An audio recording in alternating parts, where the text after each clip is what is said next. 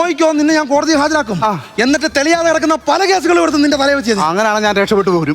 തെളിയാതെ കിടക്കുന്ന കേസല്ലേ, ജഡ്ജി എങ്ങനെ വായിച്ചു മനസ്സിലാക്കും? ആരോടാടാ നീ തമാശ പറയുന്നത്? ആരോടാടാ നീ തമാശ പറയുന്നത്? ഇത് വേറെ വകുപ്പാണെന്ന് മാറിയില്ല, ഞാൻ ക്ലിയർ ചെയ്യാം. ഇങ്ങോട്ട് മാറിയില്ല. ഈ സത്യം പറ, നിന്നെ ഞാൻ കോടതി ഹാജരാക്കും. സാറേ, പാലോട് പ്രമാദമായ കേസ് നിന്റെ തലയിൽ വെച്ചേര്. അതൊക്കെ ഒരു കേസാണ് സാറേ. പാലോട് പ്രമാദമുണ്ട്. പാലോട് പ്രമാദം ആരും പറഞ്ഞു? പാലോടെന്ന് പറഞ്ഞ സ്ഥലത്തെ പ്രമാദമായ കേസ് നിന്റെ തലയിൽ ഞാൻ വെച്ചു. സാറേ, എന്തിനാണ് സാർ ഇതൊക്കെ ആവശ്യം? ഉള്ള കാര്യം ബാങ്കിന്റെ പൈസ അവിടെ കൊണ്ടുവച്ച് ബാക്കി. സാറേ, ബാങ്കിന്റെ പൈസ അല്ല സാറേ, ഞാൻ നടക്കാൻ ഇറങ്ങിയതാണ്. സാറ് വിചാരിക്കുന്ന ആളല്ല ഞാൻ. ആണോ? നാട്ടിൽ നിലയും വിലയുള്ള ഒരാളാണ്. നീ നിലമേലെ നിന്റെ നിലമേലെ നീ കയറാജിപ്പി. സാറിന് എന്നെ അറിയാൻ മേലാണ് സാർ ഇത് പറയുന്നത്. ആവശ്യമില്ലാത്ത ഇടപാടിന് നിൽക്കരുത്. എന്നിട്ട് സാറിന് എന്നെ അറിയാൻ മേല. അറിഞ്ഞാൽ സാർ എന്നെ തൊട്ട് കളിക്കത്തില്ല. ഇവിടുത്തെ തല MLA സതീഷ്, ആ MLA സതീഷ് പറഞ്ഞിട്ട് ഞാൻ കേട്ടിട്ടില്ല. പിന്നെയാണ് നീ. അയ്യോ,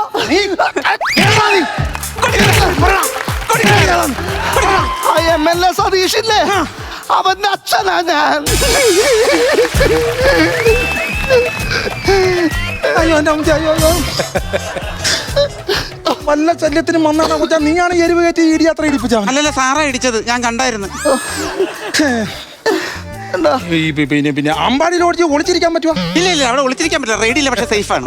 എന്റെ പൊന്നു സാറേ, അബദ്ധം പറ്റിപ്പോയ സാറിനോട്. അബദ്ധമല്ല, എന്നെ ഇടിച്ച് ഞാൻ ചാവും മിക്കവാറും. ഞാൻ ചത്തു. ഇല്ല സാറൊന്നുമില്ല, ശരി സാറൊന്നുമില്ല.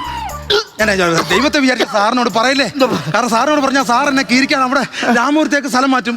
രാമപുരത്തേക്ക് സ്ഥലം മാറ്റിയാൽ ഞാൻ കീരിക്കാനും ദിവസമായിട്ട് വൻ വിഷയം നടക്കും. അതുകൊണ്ടാണ് ദൈവത്തെ വിചാരിച്ചില്ല. എന്നെ ഇടിച്ച് ഞാൻ ചിലപ്പോ മരിച്ചു പോകുന്നില്ല. സാറൊന്നുമില്ല, ഞാൻ മരിച്ചു പോയാൽ ഇല്ല ഒന്നുമില്ല. എന്റെ മകളുടെ 3 വയസ്സ് പ്രായമുള്ള കൊച്ചിന്റെ കരച്ചിൽ ഞാൻ എങ്ങനെ കേൾക്കും ദൈവമേ.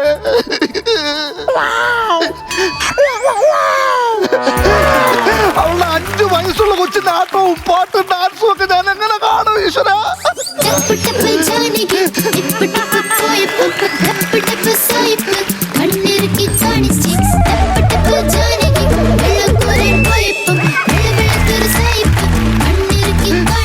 എന്റെ കുടുംബത്തിൽ എത്ര പേരാ ഉള്ളതെന്നറിയാവോ? തളർവാദം വന്ന് കിടക്കുന്ന എന്റെ അച്ഛൻ,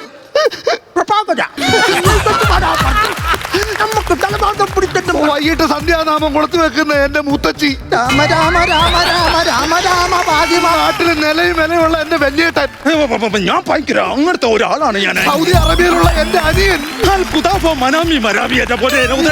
SI സെലക്ഷനിൽ ഇരിക്കുന്ന എന്റെ കൊച്ചു പെങ്ങള്.